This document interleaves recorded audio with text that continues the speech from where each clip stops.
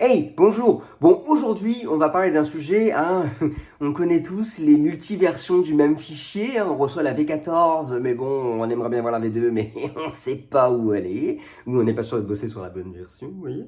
Bon, déjà, ça, on va voir comment, comment arrêter. Ensuite, quand on travaille à plusieurs sur un doc et que un cher collègue supprime sans faire exprès une cellule dans un tableau Excel comme ça, et qu'on croit qu'on a perdu le fichier, vous allez voir, vous n'avez rien perdu parce que on peut faire un retour dans le passé avec les outils Microsoft 365.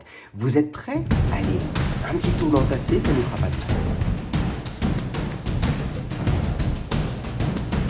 Eh bien oui, alors la première astuce va être la partie de version, les versions de nos fichiers. Alors, vous travaillez sur un document Excel qui est plutôt gros, plutôt lourd, plutôt...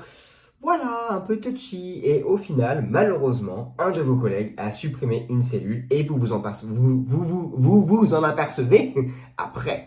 Eh bien, pas d'inquiétude. Comme je vous l'ai dit en introduction, vous êtes en mesure de faire un retour vers le passé. Et oui, comment faire ça? C'est très simple. Quand vous êtes sur votre fichier Excel, vous allez cliquer sur le titre de celui-ci.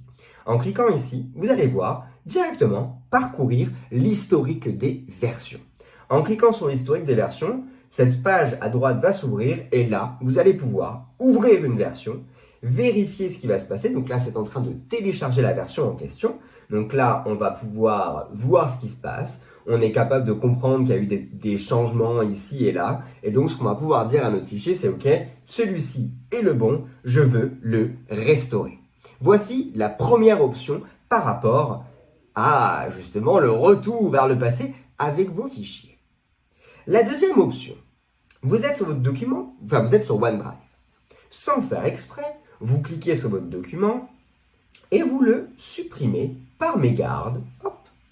Et là, c'est le drame. Mon Dieu, comment faire? Parce que quand vous supprimez sur votre OneDrive, vous ne le retrouvez pas dans la corbeille de votre ordinateur, mais c'est normal.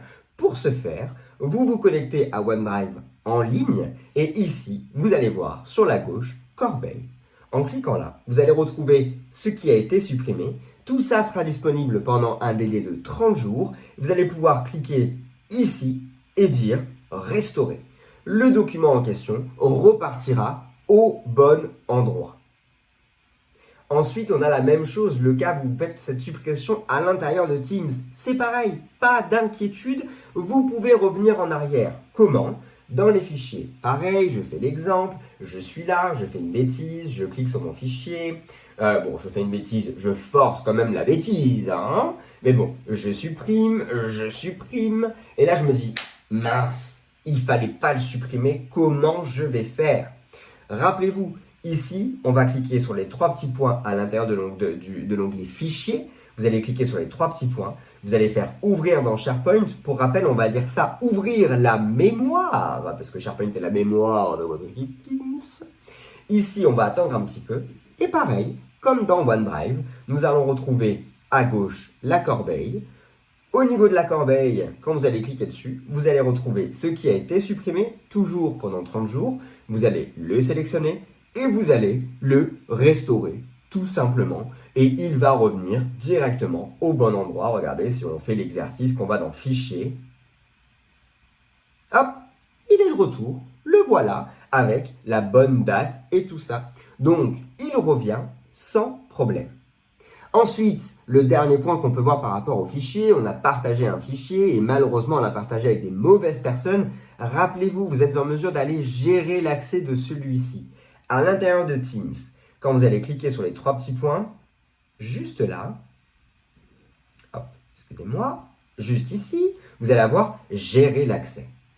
Dans la gestion d'accès, vous allez avoir la pop-up qui va apparaître et là vous verrez qui a accès en édition ou peu importe et vous pourrez corriger tout ça. De même, pour ce qui est dans OneDrive directement, quand vous allez avoir accès à vos fichiers, que vous allez voir qu'un fichier est partagé par exemple comme celui-ci, vous allez pouvoir aller dans les trois petits points, encore et toujours, gérer l'accès. Et encore une fois, vous allez voir, donc là en l'occurrence, ce lien génère un accès à toutes les personnes qui peuvent avoir le lien. Je me suis trompé, il ne faut surtout pas faire ça. Eh bien, trois petits points, je vais avoir le lien qui est ici, je supprime, et je supprime le lien. Eh bien voilà, maintenant vous savez tout tout sur la gestion de vos fichiers. Pas d'inquiétude, quelqu'un se trompe, on retourne en arrière dans l'historique de version. Vous supprimez un document dans Teams ou peu importe, pas d'inquiétude, on a la corbeille disponible pendant 30 jours. Enfin, voilà. Et ensuite, vous avez vu comment on est capable de gérer les accès au niveau de vos documents. Bon, jusque-là, c'est très bien. J'espère que vous avez aimé cette vidéo. Si oui, n'oubliez pas, un petit like, un petit commentaire si vous avez des questions. Je suis là pour vous. Allez, très bonne journée et à très bientôt. Allez, au revoir.